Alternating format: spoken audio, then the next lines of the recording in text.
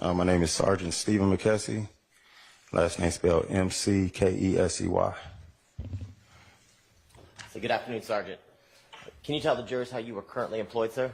I am a supervisor for Atlanta Police Zone 6 Evening Watch. And how long have you been, I guess, a supervisor or sergeant with the Zone 6 Evening Watch? Since February this year.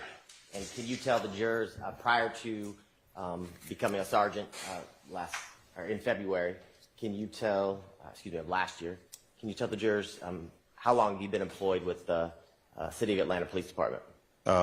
22 years. As of last year was 22 years. This year would be 23 years. And prior to working in Zone 6 as a supervisor, can you tell the jurors how you were employed within the City of Atlanta Police Department? I was an investigator. I was assigned to the Atlanta Police Fugitive Unit. I also assigned to U.S. Marshal Task Force. Okay.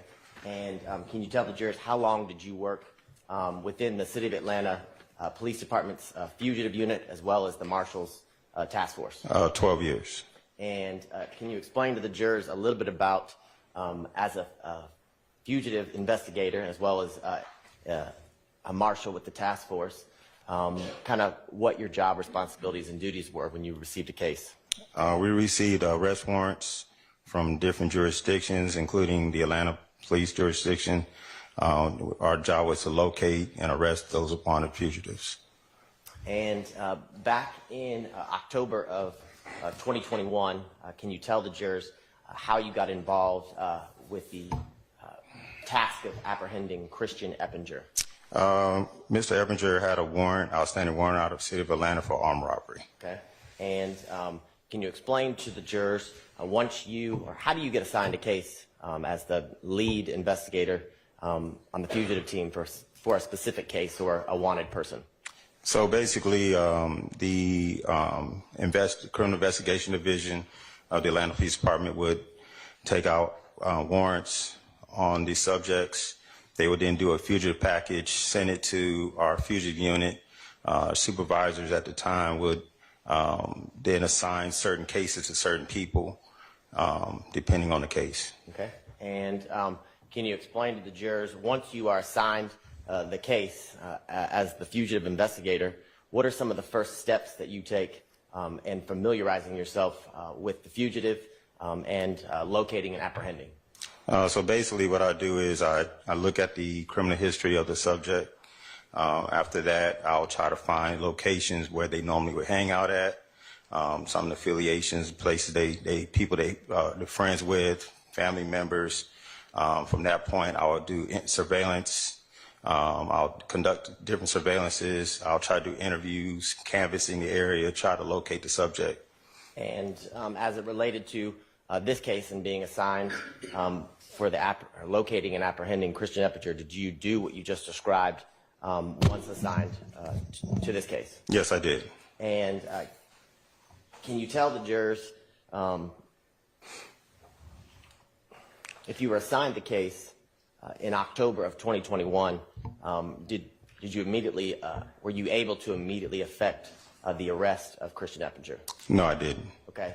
And can you tell the jurors on February 7th of 2022, did you receive information that Mr. Eppinger was at the Chevron off Cleveland Avenue? Yes, I did. And can you tell the jurors, once you receive that information, what are the first steps that you take after getting that?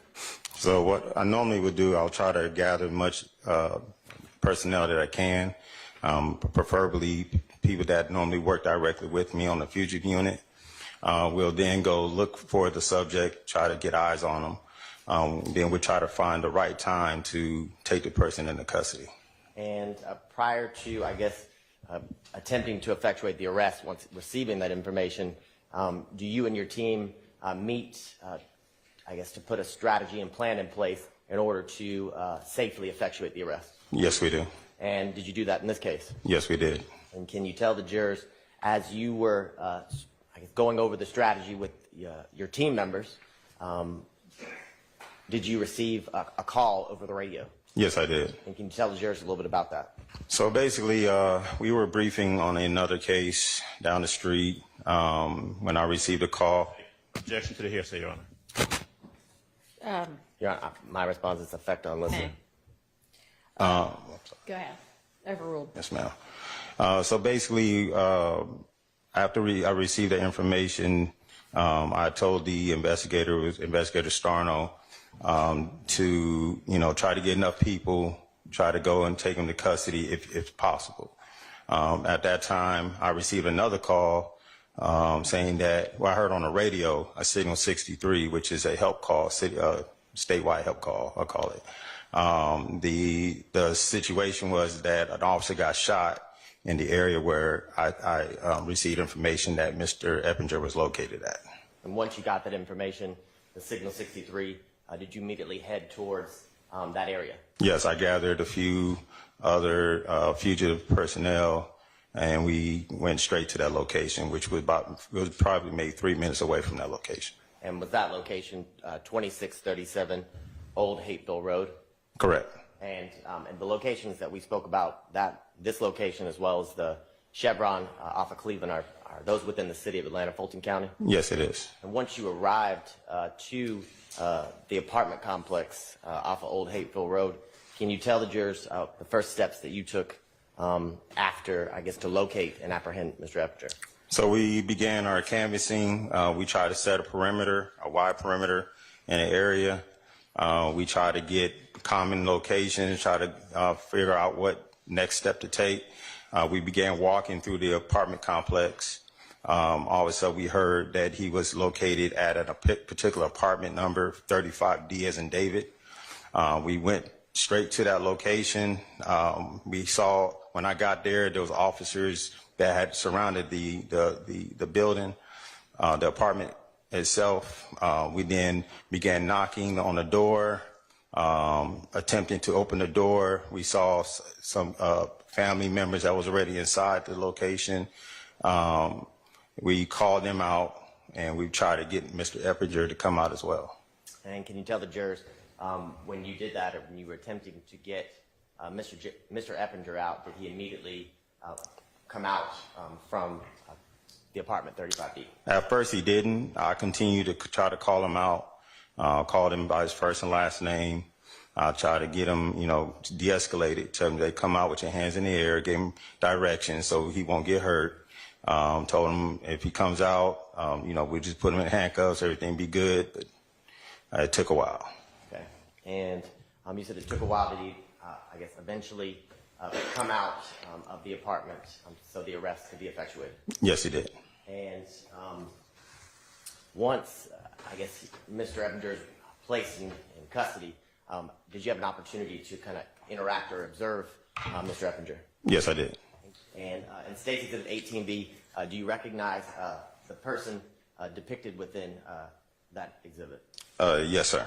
And who is that? That's Mr. Eppinger. And can you tell the jurors, do you see, I know it's not overly clear, but do you see the mark on the cheek of Mr. Eppinger? Yes, I did. And based on your observations and seeing him in person, can you tell the jurors what is that mark? What is it? YSL tattoo.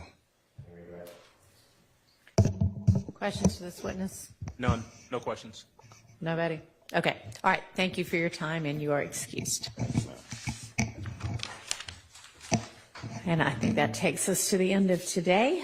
So I will remind you all, as I do fairly frequently, that you need to decide this case based only on the evidence that you hear in this courtroom.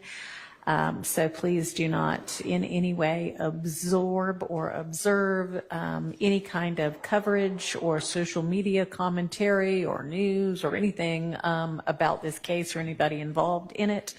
And do not talk to anybody about this case or permit them to talk to you about this case. And until we reach our jury deliberation phase, don't even talk about the case amongst yourselves. And I will see you all tomorrow at 9.